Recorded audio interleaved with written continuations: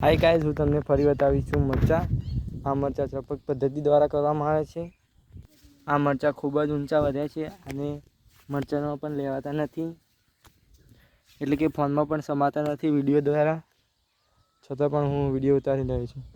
આ મરચાંને ખૂબ જ ફૂલ અને સારા મરચાંનું ઉત્પાદન કરી શકાય છે અને ખૂબ ઊંચા પણ ડોકા ગયા છે.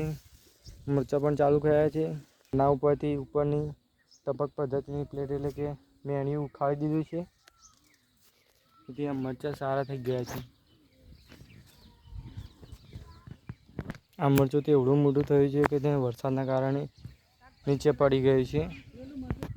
અમુક જગ્યાએ તો સારા મરચાં છે, પણ આ તમે જોઈ શકો છો મરચાંને શીખર શું થયું છે. કોઈને ખબર હોય તો કમેન્ટ કરો.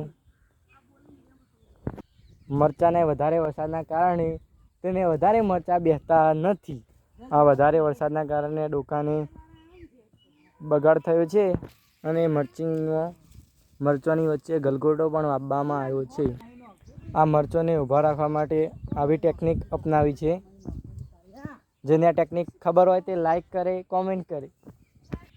હાય ગાઈઝ, આ છે ભટા છે. આ ભટા અંદરથી તમે જોઈ શકો છો ચેવડા મોટા થયા છે અને આ ભટા ગુલાબી કલર એટલે કે કાળા કલર જેવા આવે છે.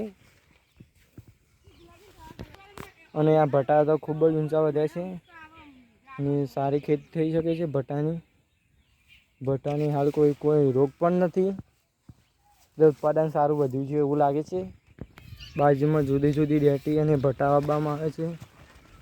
આ ગુલાબી ભટા છે અને બાજુમાં થોડીક ડેટી પણ આવી છે અને અમુક જગ્યાએ તો આવા ઊભા રીંગણા પણ વાવ્યા છે. તમે જોઈ શકો છો ગાઈઝ. અને આ મર્ચિંગની રીતથી આ બધું ઉત્પાદન કરવામાં આવે છે અને આ બાજુ ડેટી પણ આવી છે. તમે જોઈ શકો છો ડેટી હજી આવડી થઈ છે, હજી મોટી થઈ નથી. અને અમુક જગ્યાએ મોટા ભટ્ટા પણ દેખાય છે.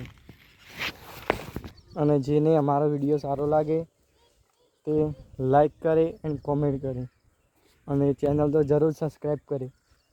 ગાઈઝ, અમે ખેતરની કોરેમાં અમે વાળ કરી છે અને વાળ ઉપર અમે કણવરજીના મરચી વાલોળ આપવામાં આવ્યા છે. ના વાલોળ તમે જોઈ શકો છો, મરચી વાલોળ છે.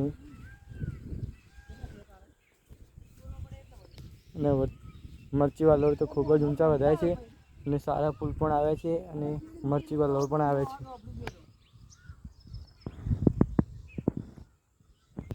અને મરચી વાલોળનું ખૂબ જ ઉત્પાદન સારું થાય છે.